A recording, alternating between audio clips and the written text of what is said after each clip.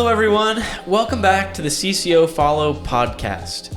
Over this past month, we have been discussing parenting, talking about how to parent from birth to all the way to emerging adults. And if you can remember the very first intro episode that we did, we had Chad and Crystal, and they're back today joining us. In that intro episode, we basically just gave a big overview of kind of struggles with parenting and kind of what parenting is all about. But today, we're really excited because we're going to be talking about a very big topic. We're not going to be able to cover the whole thing, but we'd like to. And that topic is technology and how to parent and how we parent and what are the struggles of parenting in a hyper technology world that we live in right now. And it's kind of funny because as we were making these notes, I just kind of want to bring up some of the notes that we have because I think it's kind of funny, but we have listed some popular forms of technology in just kind of a very broad sense. And those things are ChatGPT, Discord, Roblox, social medias of Snapchat, Instagram, TikTok, BeReal, Twitter, Facebook. There's TV on demand now with Netflix and Hulu and all that stuff. And so this is like a very brief thing that we just wrote out right now in the past, few minutes we here. Didn't just write it out in the last few minutes. It's been a couple weeks going. But I'm sure it took Travis 30 seconds to do. There is so much technology and forms of technology, and it is really difficult to... I can't even imagine being a parent right now in this world if your kid has a tablet, an iPad, or just free access. Yeah. There is so much. And so where do we start? What is this all about? There's things that we know technology is addicting. Mm-hmm. We know that it's dangerous in certain aspects, but we also know that it's helpful. Mm-hmm. Yeah. And so it's what is this all about? So today is all about technology. And I'm happy to have you guys back on. Chad is kind of our tech guru here at the church, and so he's been into technology for a long time. Travis, I know, is very...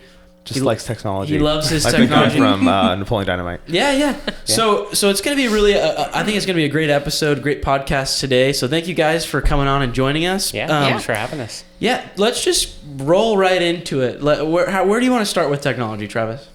Well, I mean, you kind of touched on it, but this really is just a drop in the bucket because, like we were just discussing before we went live, like there's always more coming out. Oh, yeah. And so the things we're talking about, like we are going to talk about some specifics about like here's today, but honestly, like there might be stuff coming out next month that there's not even any awareness of. It was just a few months ago that Instagram released Threads. It was just a few months ago that, all this new technology is always just coming around and evolving.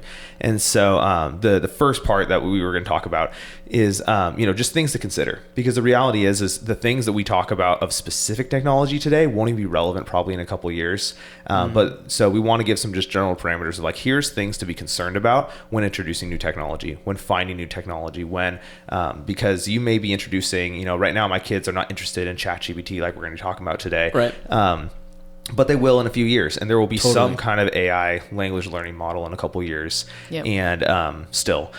And, the things that we will need to consider are the same things we'll talk about today as far as like, here's when you're introducing technology into your life, here's some of the like major concerns and pitfalls you need to ask yourself before you let your child invest in it, before you let yourself invest in it. Yeah. And so I guess we can just start there, just kind of like general things to consider when just dealing with technology.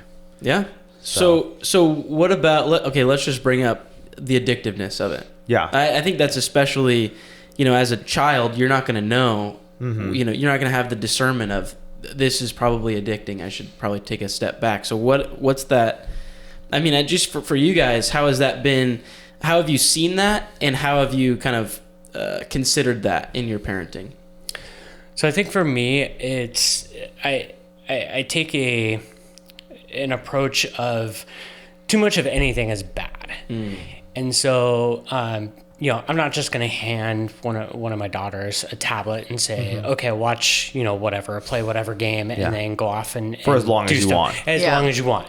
There's, not to say I don't let them do it at all, but, I kind of put, like, in my mind, a time limit on it. It's, okay, they've been doing this for an hour or an hour and a half or a half an hour. And depending on the situation, go, okay, it's time to stop, take a break, do something else. Yeah.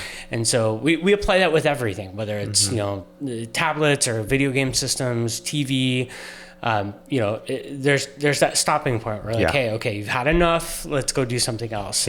Because if you let your kids sit in front of a TV or sit in front of a video game system, they will do it all day long because of the addictiveness of all of it. Yeah. Well, what makes it addicting? Maybe we can dive into that. So I think a lot of it boils down to everybody's got sort of a reward center. You'll hear people talk about dopamine, and that's essentially what it is. Is just when you do something good, your body reacts by giving you a shot of dopamine. You feel good about it. If you complete a project at work, if you build something really cool, if you stand on stage and give an awesome presentation and everybody claps. Right. Well, these devices mimic that by constantly giving you that sort of feedback, but you don't have to exert yourself to get it. Yeah. It's, I pushed a button and I got an explosion, there's fireworks and everything's awesome. Or watching TV. I've noticed a lot of shows, and this is the old me coming out, right? But I've noticed a lot of modern shows, there's no substance to the TV show. I'll watch it from beginning to end and I'll go, there was no moral in the story, there was no there was no really story. It was just like, it's like watching out of the window, out of your window, watching people talk and interact. It's like you don't have any context. Maybe you hear some words, but very episodic. Like the past one doesn't really influence the next one. It's just really contained. There's no real development. Yep. Yeah. But then you combine that with bright colors and pretty sounds and stuff like that. Bright colors. Now you're Well, especially for kids shows, it's all about the feel-good voices and the music and all that stuff. What about you, Crystal? How is your experience with technology and it being addictive? How have you experienced that, parenting and? Well, both of our kids are a little different in what they like in their technology. Emma's more video game based, but she could go on there for hours and hours until we're like, hey, like you need to go do something else. Yeah. Isabel isn't so much into the video games and like her iPod or whatever. She's more of like television where she'll watch the next Bluey and it keeps going. And that's why it's hard with these streaming services because they'll just play the next one. They don't ask her, hey, do you want to watch another one? Yeah. They'll just keep playing and playing and playing until we have to go like, hey, like time to turn off. Like you've been watching this for quite a while. And luckily Bluey's only like 7 minutes, but I mean, there's other shows that are, 20, 30, 40 minutes. Yeah. And so it's not like Saturday morning at 9. It's like you can watch the next one now. Well, and you only get like one or maybe a couple. And where I remember, we had to wait like a week or sometimes more to watch it, where they can literally watch a whole series and like in the morning. And have the others on demand where it's like, oh, sure, there's no new ones, but there's all these other things now. And I can go back and watch. And this is what I really think is important to consider is that it's in a lot of this, it's like, wow, we have so much entertainment now. We can, it's all, relatively cheap for us and all these things. But we have to really remember and consider that like Netflix and these companies, they want you to stay on their platform. They want you to stay there. Like YouTube wants you to just be on YouTube. Instagram is a perfect example of that because, or even just TikTok. Let's just bring up TikTok. Their whole entire, what Chad was saying, that reward system, you can, they created the endless scroll. So you can keep going and keep going and keep going, and it never runs out. And so they do that because they want you to. It's good for the company. It makes them money and all that stuff. And so I think it's really important to consider that what I'm trying to get at is the platform isn't gonna warn you. It's not for your interest. And so as parents and individuals, we really have to be cognizant of that so we can be advocates for our kids and for ourselves. I think that's a really big difference of technology before and today, because we had video games before, and yes, they weren't as flashy, they weren't as advanced, so there's those factors. But even more than that, they were just made so people would play them and have fun. Yeah. Where now time is money, all the more so than ever before. And so now it's not just let me make a good game, but let me make a game that they will want to keep playing and not stop. Yeah. And I think, as far as addictiveness, there was actually a big thing, I think it was about a year ago, where there was a big discussion on whether or not loot boxes in games were considered just gambling, just flat out gambling. Yep. Because essentially it uses the same strategy to get you addicted, where sometimes you get a reward, sometimes you don't. And it's always a wondering if and not. And I think that's a good thing to note, is that you can have two games made in the same year, made with very similar colors and flashiness, but very different addictiveness levels because they have different goals. Yeah. And, we've noticed with our own kids, I think this is a general good rule of thumb, that when you set that timer, when you tell them, hey, it's time to be done, their response tells you how addictive that game was. Is the response of, oh, I was so excited to beat this next level. And, that's normal. It's normal to have something you were enjoying pulled away and to be disappointed. Yeah. Or are they freaking out? Because we've seen both with our own kids. We've seen both with many different kids of just like, there's this, and usually it's with different games. It's not just, oh, did they get not much sleep or stuff like that? Obviously, there's a lot of factors. We're humans. But just flat out different games can bring extremely different responses of addictiveness. And that's just important to note, because I think some people get in the mindset of it's all or nothing. Like either you're going to be okay with every game or not okay with any games. Yeah. And usually we draw the line of, oh, is that game violent or not? And it's like, well, is this game addictive or not? We've started combing through the couple games we let our kids play on the iPad, and we're like, well, this one has more addictive loot box tendencies, more this kind of tendency. We're going to stop this game and we're going to tell them, no, this game is okay.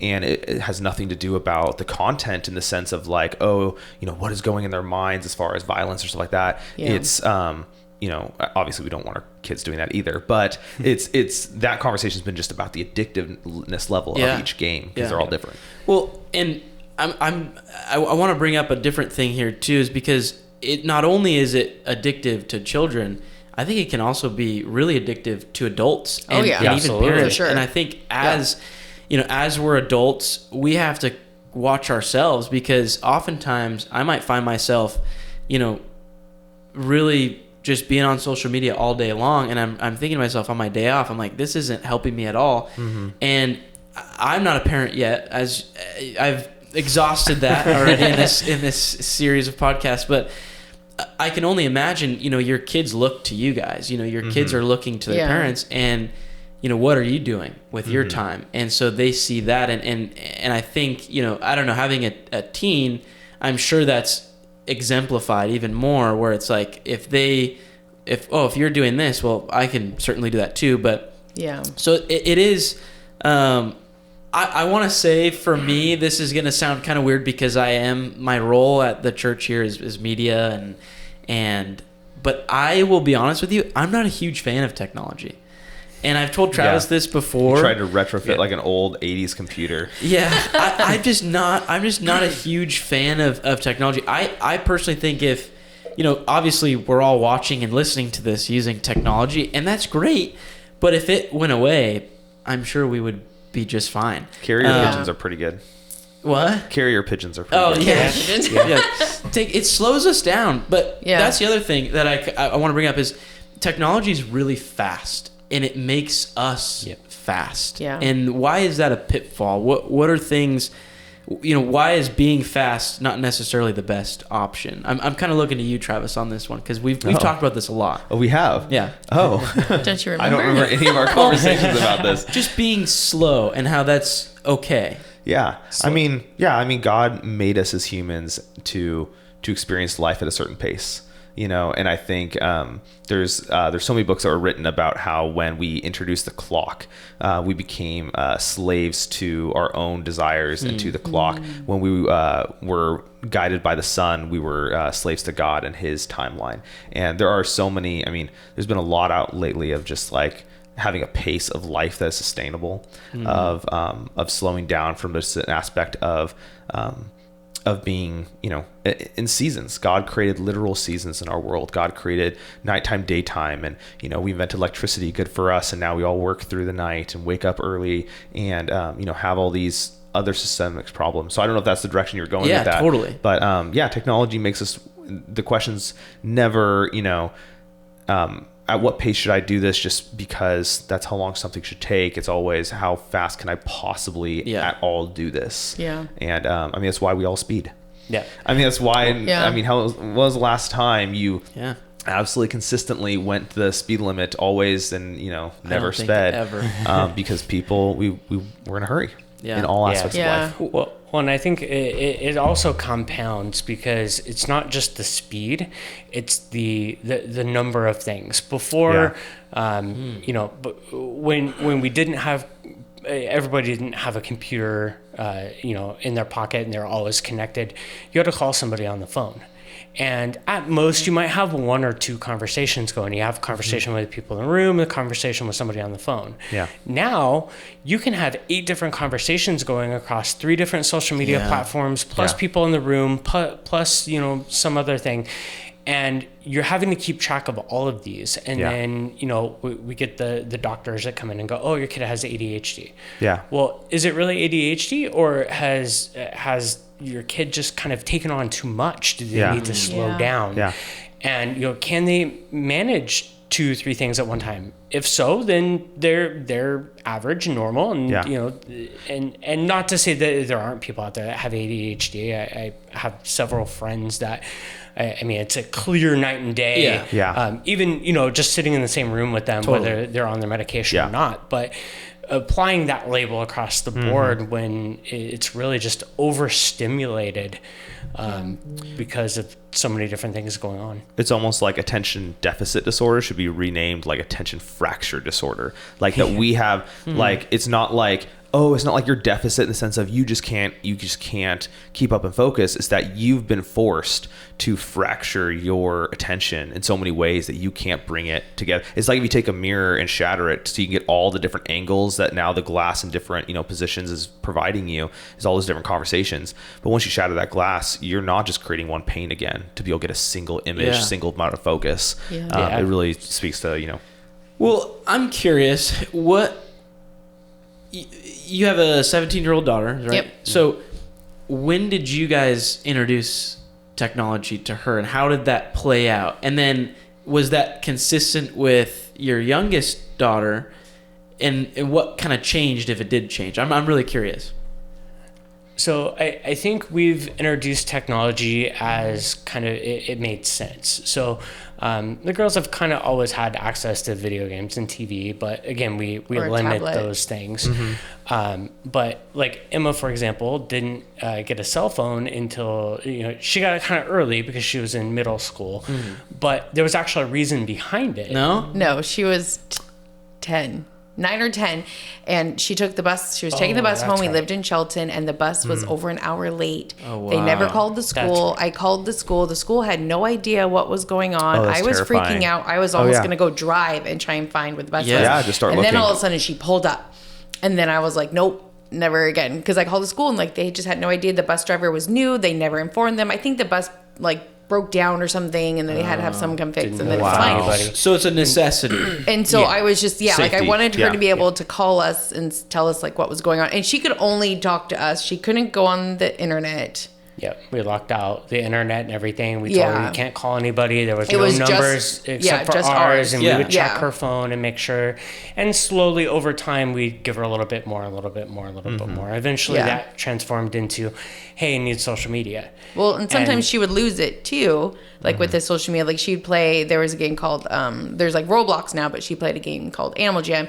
And our rule was you have to know them in person. Yeah. It can't be so-and-so's friend's cousin, kind of thing. She literally had to have a conversation with them in person. Yeah. And there was a couple times I was like, wow, you have a lot of friends, 120 friends. Who do you know all these people? And oh no, well my friend over here told me I shouldn't, invite them. And I was like, nope. And so we would scale back. I'm like, sorry, you lost your privilege. We don't know them. They could be anybody. And I didn't think that predators or whatever would be on those. I'm like, it's Animal Jam. It's a kid's game. Yeah. Why are adults on there pretending? Oh, it's only gotten worse too. You know what I mean? And before, because before she had the setting where it was it was only chat bubbles. So it was only certain phrases they could say. Yeah. And then after a while, we were like, okay, you can have the other account chat. Where you could, yeah. And so that just scared me because I didn't realize like all that was on. And this was after she kind of had stopped playing that game or whatever. But it's on Roblox. I mean, it's on everything. Like if there's a chat option,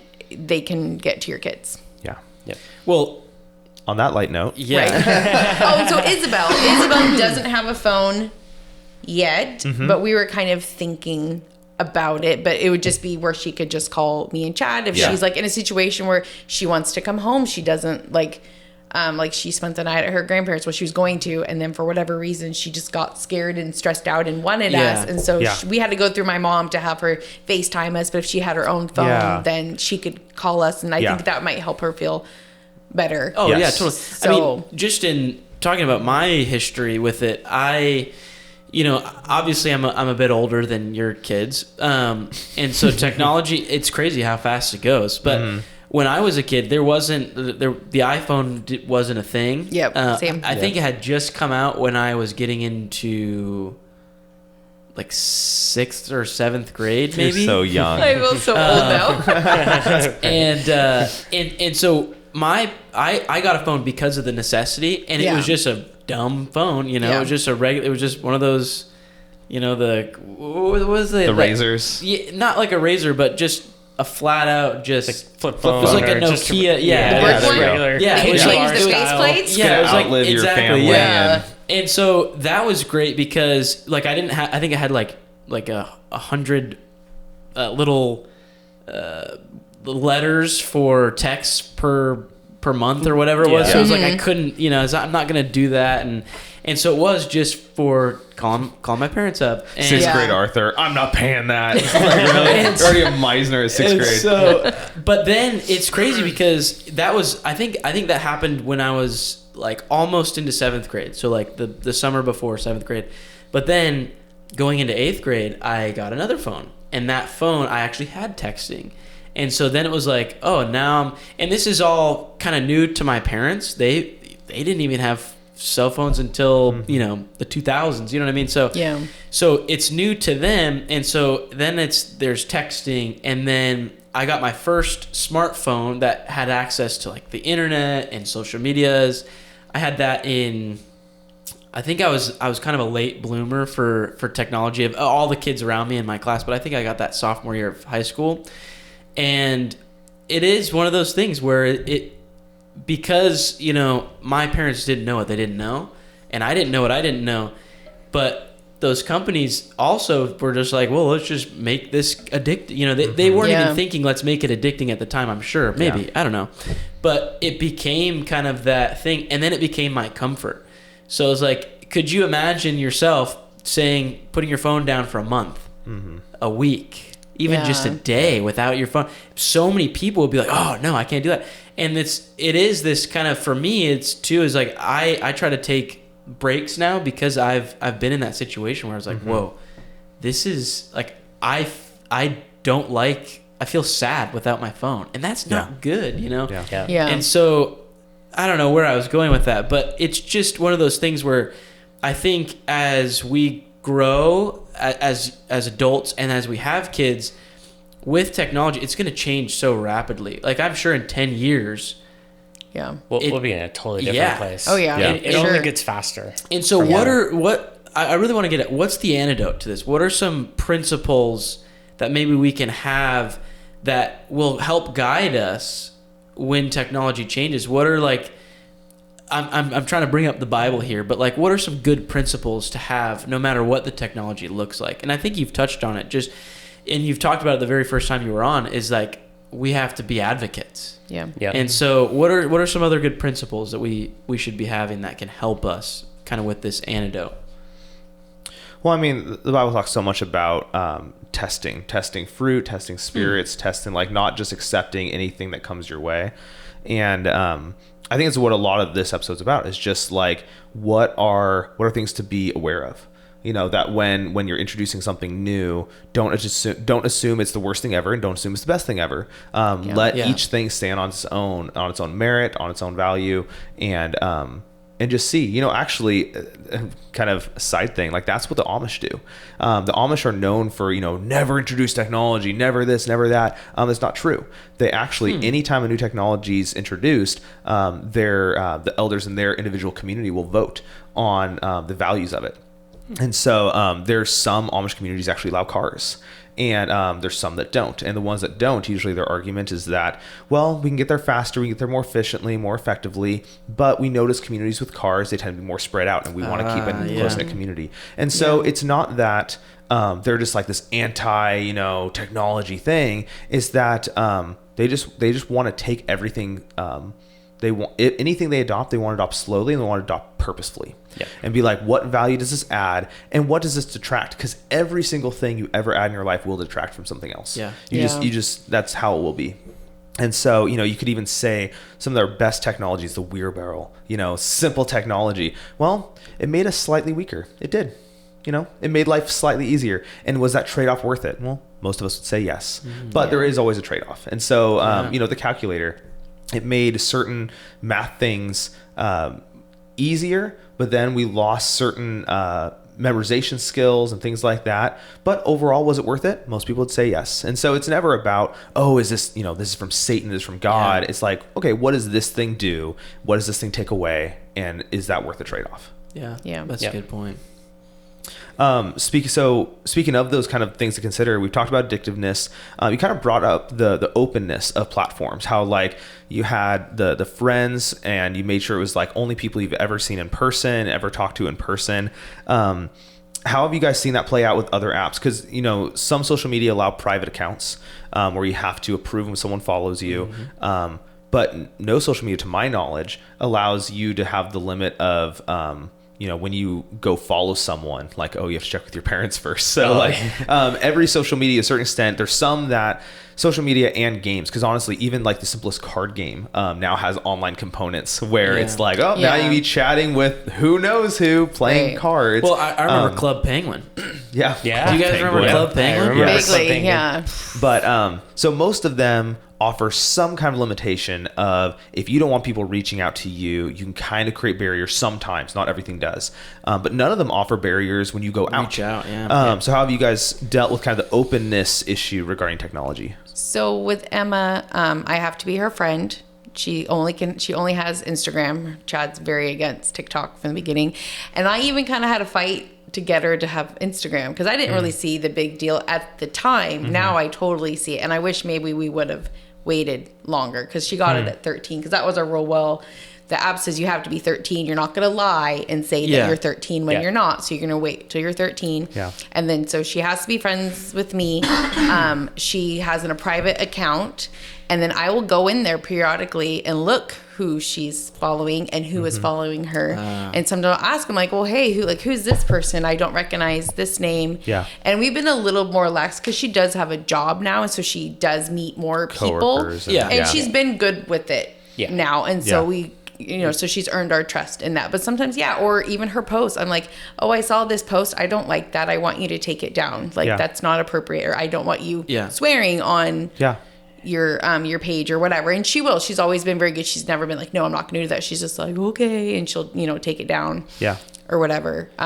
Isabel, he says probably 13, maybe. I want to wait longer, because that's where she might depend on which platform. Yeah. I mean, and you have to think, like, kids are different. How it could affect one kid, it might not affect them the same. So I don't think you can do a blanket statement of like, they shouldn't have this at this age or whatever. But with Emma, like with the body issues and just the even the news, she took everything that was on these reels as gospel, and I didn't realize that TikTok could be put on Instagram where you could share, because I didn't want her on TikTok when she was 13. That didn't exist when she was 13. So it wasn't even something to consider. Musical.ly, and we wouldn't let her on Musical.ly, because just a lot of the dances and a lot of the things the kids were just doing were inappropriate. We're like, that's not for you. You don't know how that could affect you later in life with a job or whatever. Even looking at, and it became TikTok. Even looking at stuff, because part of the thing is that my kid knows that's wrong or whatever. You also have to deal with the normalization of it. Whereas them just seeing it over and over and over again, I forget where it was, but it's said that, if you hear a lie, I forgot how many times it is, you'll start believing it's true, even if you have all the reasons and know it's false. And the same thing happens with normalization, where it's like sometimes we can think, well, my kid knows that this is inappropriate or that's wrong. But they may know it, but if they're told something different often enough, it doesn't matter. Yeah. Well, and ultimately, we have a rule in our house, and that is that any technology you have can be inspected by us at any time, right? Yeah, it's a privilege, not a right. And that's what we always tell them. I'm curious, do you guys know each other's passwords? Yeah, for the most part. part. For the most part. I'm sure there's some. Well, I mean, you have work too, so you probably. I have work. My password manager has several hundred passwords in it, and they're all different. So there's no way that you don't know your own passwords. But I don't even know my own passwords. Which is why I have password manager. But for the most part, like, I can get into her phone. She can get into mine. Like, same. I was curious. Some people find that odd, and I'm just like, we even put Face ID on each other's phones because it's just easier. But like, we have each other's passwords. We have each other's passwords to our password managers, stuff like that. We don't have anything sensitive like for my work that she couldn't, for some reason access. Yeah. That I know of. I hope not, Travis. But that's just interesting. Yeah, because we always talk about that in aspects of kids, but that goes for spouses as well. But sorry, you were saying. I was just interested. Oh, no, I lost my so train you of can thought. always Thanks, you're always going into it's a it's a privilege, right? It's a privilege, not a right. And so you can always get into that. So.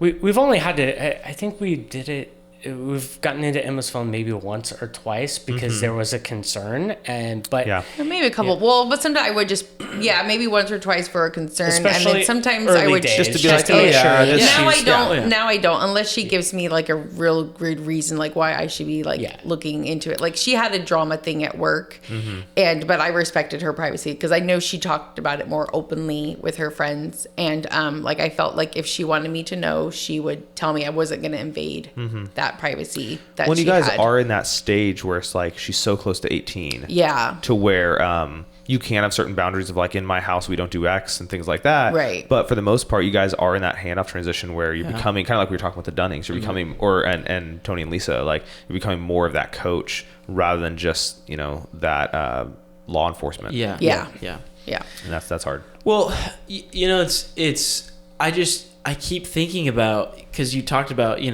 at 13, technology like Instagram.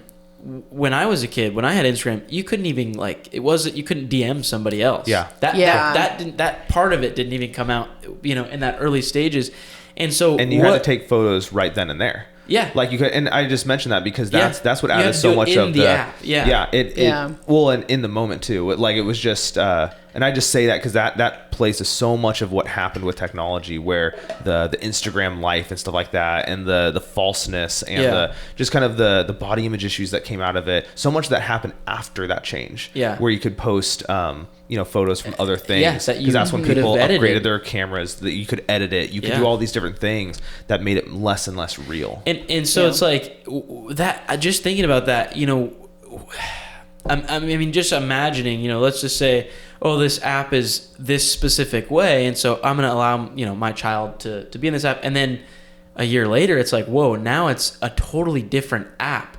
I don't know if you guys have ever had to take something away, but like you give it to them and they have to take it away later. I'm imagining at some point that's probably going to be something that we might have to do, is say, you know what, this app is very different. I'm thinking about Twitter right now, which is X, and, with the whole thing, and so if that app changes, there's certain things.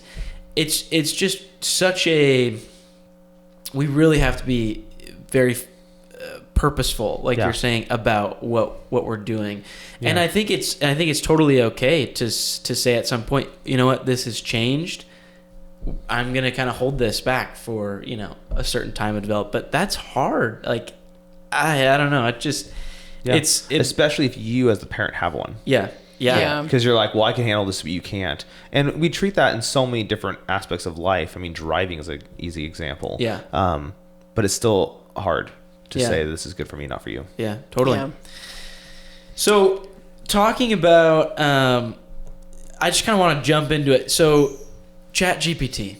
Chad, you jumped. Both feet straight in. Yeah. Chad, what is ChatGPT? So a lot of people are you hear it everywhere. You're hearing AI, machine learning. You hear it. Apple just released iOS 17, and they've integrated a predictive model into messaging now, where as you're typing a message, it will predict what you're trying to say. These things are all over our lives. I specifically write something else just to say, like, no, you don't know me.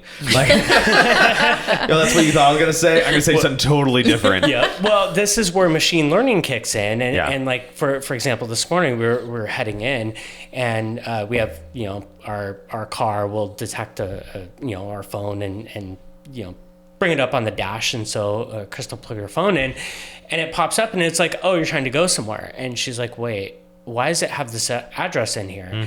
And it was because she's been to that address on Friday mornings a couple of times, and so it's trying to learn from you and go, oh, you've done this a couple of times, I'm just going to show it because the likelihood of you doing it again is high. This is how ChatGPT works, but it's essentially a statistical model that predicts. GPT stands for generative predictive text. It's literally trying to guess what the next thing is, whether it be the next word or the next sentence or the next 3 paragraphs. So the example I'd like to give people is if I say jingle bells, jingle all the way. Yep. So now, everybody is that the knows Schwarzenegger that. version or the yes, specifically that version. No, when that's all it's doing. So when you start typing or you give it a prompt, how do I start an essay on Abraham Lincoln? It goes, well, I've seen millions of essays and I've seen thousands or hundreds of thousands of essays on Abraham Lincoln. Here's kind of a jumbling of what most of them say, and it spits it out. Well, that's both a good and a bad thing. It's a good thing from the sense that it can be a useful tool. It can help you get started. But it's also a bad thing because you've got kids out there now that are just copy and pasting this stuff and submitting it as their homework. And so you have to strike that balance. And I treat it just like any other tool, right? If you ask like your brother that was in the class the year before, hey, can I see your paper? And you use that as a starting point. I don't consider that cheating. Right. But if you take it and you copy it word for word, it's absolutely cheating. And so that's how I kind of approach ChatGPT. What you're saying too is like, I've heard some stories about like college, and when this last iteration of it being so much more intelligent, it's had so much more information. I've seen people use them as their papers, like they write the whole thing and they turn it, and it's not plagiarism because it's from someone else's. It's unique, right? But it's like, and so now these colleges, these universities, and I'm sure these high schools are having to figure out ways of how to detect this. And the problem is that's only going to go so far unless there's, specific form. Like if ChatGPT had a specific watermark or something that was across the board. But this type of technology, it's going to get so clearer and better that more advanced. How do you know? And so when people tried to implement, ChatGPT had their own testing software where you could send something in online. Sounds like you mail it, but like you copy and paste it onto this thing online, and it goes through and says this was created by ChatGPT or not. But they actually pulled that off the market a little while later. So there was, but it was not great. And then I don't know why they decided to pull it off. My guess is that it just wasn't effective enough and accurate enough. Because if you get false positives, you could ruin school. You could ruin kids' lives. Sure. And that's the big concern is the false positives, because if I go to a website and I start reading like a blog, for example, within the first few sentences, I can tell if it's been just generically copy and pasted from ChatGPT. But if you get very, very specific on topics and your prompts in it will write, very clear, concise, text, and to the point where, you know, a human could write it. And Yeah. if you're not familiar with somebody's writing style, like if Crystal were to send me something and I started reading it, I'm like, that's not how you word that. Yeah. Right? I would know immediately. Yeah. But asking a professor in college that has 300 Yeah. students Yeah. under them, Yeah. they're not going to be familiar enough with, you know, everyone's writing style to be able to discern whether or not it's, you know, taken from it or not. And there's blogs and stuff popping up purely just ChatGPT stuff. So like you would never know their writing style. I have a friend who is a published author. He has like 5 books out, and he's a very small published author. I mean, it's through publishing companies, but he's not a big name, right? But even he was able to like, hey, I want you to write this, and he was doing for outlining. And then he was just like, I wonder. So he was like, write this in the voice of so-and-so, his own name. Yeah. And he's like, dude, it had all the like normal references I'd put in my books. Wow. It had, he was like, okay, so like it, depending on how well known you are, maybe if you have a big blog or you've written books, like it might even mimic those things about you. Which is odd. Well, right now there's a lot of stuff going around in the tech community around like lawsuits and stuff because of that. Because there are certain people that are out there going, hey, I've written books, but I don't want my likeness used as part and that's of, a big thing. of these large language models. Well, and that's happening on video and through podcasts. They're, you know, this is why it's I can see now with kids, like I don't want my kid's face out there. I don't want their, you know, I'm not going to let them, you know what I mean? So it's like, because right now this is only number 16, episode 16, I think. Yeah, we're already in trouble. You know, we have shutting it down so far hours of kind of just Travis and I talking. And so these models, like you're saying, can just kind of copy our voices and copy how we speak. And that's not the greatest thing, you know? And so well, there was that one, who was that artist who put out a new song that was totally made by ChatGPT? Oh, Drake. Drake did that. Yeah. And then there was a podcaster I thought that also made an entire episode. Joe Rogan. Was it Joe Rogan? I think so. Oh, that's weird. I didn't want to imagine him doing that. Well, he didn't make it. It was somebody else who made it. Okay, that makes more him. sense. Yeah. One of the podcasts I listened to, they actually, back when this was happening last November, they, as a joke, but they've just left it on there, they put an organic label on there, their image of their podcast, like organic podcast. Yeah. I mean, how do you discern, you know? It's going to get so good. Yeah. But, you know, one of the things with ChatGPT I think we have to remember is with every technology, there's a gain and there's a loss. And I was actually, Alicia forwarded me something from Instagram yesterday of this teacher saying, you know, answering the question of like, how do you deal with your students potentially turning in stuff? Because you can't moderate it. You can't be like, okay, make sure none of you do this, because you're only going to get the kids who are, you know, law-abiding citizens essentially to obey. And so she's taking the other approach where she's just like, okay, feel free to prompt ChatGPT however you want for this paper. And when we come into class tomorrow, you're all going to be editing the paper that ChatGPT wrote and arguing in class. Interesting. Against or for what it put out. Yeah. And so this teacher was just like, I can't moderate it, so I'm not going to. Instead, I'm just going to say use it. And then we in person are going to do the things that essentially we used to assign by having you write a paper. We're now going to be doing in person, because that's the only way to really make sure they are processing and learning these skills actually of like know the material. Of critical thinking and discussing. And so it's just kind of that's one way. And not only that is like, okay, we're talking about parenting, and so there's not always going to be these blocks, you know, outside of our parenting for our kids. You know, they're not always going to get in trouble for doing something that's not good. Yeah. But how can we as parents grow our children in a way that they just won't do that? And so I think that's, or how they use it well. Yeah, like exactly. How do you raise your child in a way that makes sure that they don't abuse these things for their ill ultimately? Because ultimately, like you said, they're not going to get caught, or if they do get caught, you know, whatever. Like, but we're trying to raise people. Yeah. And like we're trying to make sure that they are holistic humans. And how do we do that where they use this as tools or they don't use it as tools, but it doesn't use them. It doesn't, you know. I will tell you that I have to actually rein in full-grown adults on this stuff. So I've had several colleagues, a couple of, you know, like senior managers come to me and, hey, look at this cool thing that ChatGPT did.